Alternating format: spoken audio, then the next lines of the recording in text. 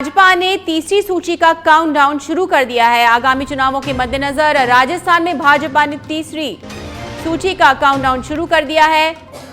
BJP ने सभी सीटों पर प्रत्याशी चयन का काम पूरा कर लिया है। देर रात बीजेपी कोर ग्रुप की बैठक चली, जिसमें तमाम नामों पर मंथन चला।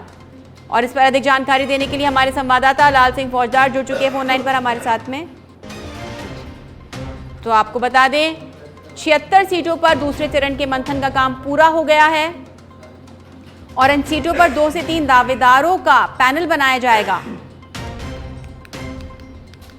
तीसरे चरण में गृह मंत्री अमित शाह के साथ कोर ग्रुप की बैठक में मंथन होगा। इसके बाद केंद्रीय चुनाव समिति में प्रत्याशी के नामों पर मुहर लग जाएगी। जयपुर में भाजपा ने तीसरी सूची का काउंटडाउन शुरू कर दिया है।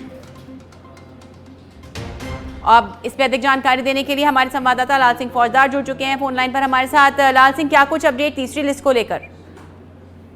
देखिए सामने बिल्कुल जो देर रात तक चिंतन और मंथन का दौर चला कोर ग्रुप की मीटिंग में, उसमें लगभग 76 नामों का पैनल तैयार हो गया है। ये पैनल 2 से 3 नामों तक है। कई सीटों पर जहाँ लगातार अधिक प्रत्याशी हैं वहाँ 3 नामों का पैनल तैयार हुआ है। बाकी अधिकतर सीटों पर 2 नामों का पैनल भी तैयार किया गया है, यानी कि 2 से 3 नामों पर लगभग मोहर लग चुकी है। अब ये दिल्ली एक मीटिंग होगी जिसमें कोर ग्रुप के मेंबर होंगे और साथ ही अमित शाह और जेपी नड्डा के साथ मीटिंग होगी। इसके बाद उस मीटिंग में करीब करीब सभी सीटों पर एक नाम पर मोहर लगती है और उसके बाद वो सीसी की मीटिंग में रखा जाता है, जो पीएम मोदी की अध्यक्षता में होगी। उसके बाद लगभग ये तय माना जाएगा कि जल्द ही भाजपा की तीसरी सूची आ जाएगी।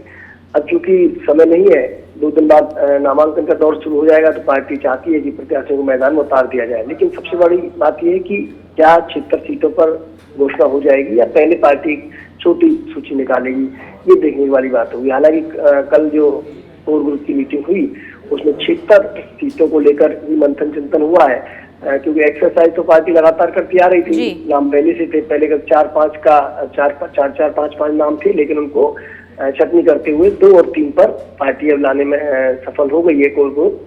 इसके बाद ये नाम दिल्ली जाएंगे और वहाँ आगे की प्रक्रिया होगी। जी लाल सिंह, हालांकि तमाम बड़े नाम जिताऊ कैंडिडेट्स के नाम सामने आ रहे हैं। इन 76 सीटों की अगर बात करें तो कौन से बड़े नाम सामने आ सकते हैं? देखिए सालनी, इसमें जो 76 जो सीटें हैं ये पार्टी के लिए सबसे बड़ी चुनौती है। वजह इसकी है कि यहाँ पर केवल 10 सीटों पर भाजपा के विधायक हैं मौजूदा समय में। बाकी जो 66 सीटों पर है वो पिछले 2018 के विधानसभा चुनाव में हार का सामना करना पड़ा। ऐसे में पार्टी के लिए यही एक बड़ी चुनौती है कि उन जो बाकी हारी हुई सीटों पर अगर उन कैंडिडेट को आप चुनाव में उतारते हो जो कि चुनाव हारे हुए हैं, तो एक पुराना चेहरा रिपीट वाली बात हो जाएगी। और अगर नहीं उतारते हो तो वो बगावत करते हैं या नहीं करते हैं, ये पार्टी के लिए एक बड़ा चैलेंज रहेगा। ऐसे में वहाँ इन हर सीट पर मंथन चिंतन हुआ। कुछ सीटों पर रिपीट की भी बात हुई है, कुछ पर नए चेहरे उतारे गए। खासकर जयपुर वॉल सिटी की बात करें, क्योंकि भाजपा का मकसद है कि एक बार वापस जयपुर की सभी सीटों पर कमल खिलाया जाए। तो ऐसे में जो किशनपोल है, ये आपके हम जो 2 विधानसभा और हवा महल है, इन सीटों पर पार्टी का मकसद है कोई हिंदुत्व के चेहरे को आगे किया जाए, ताकि पार्टी जो चूंकि इन सीटों पर जो चुनाव होता है, चाहे किशनपोल की हम बात कर लें, हवा महल की बात कर लें, ये सीटें कहीं ना कहीं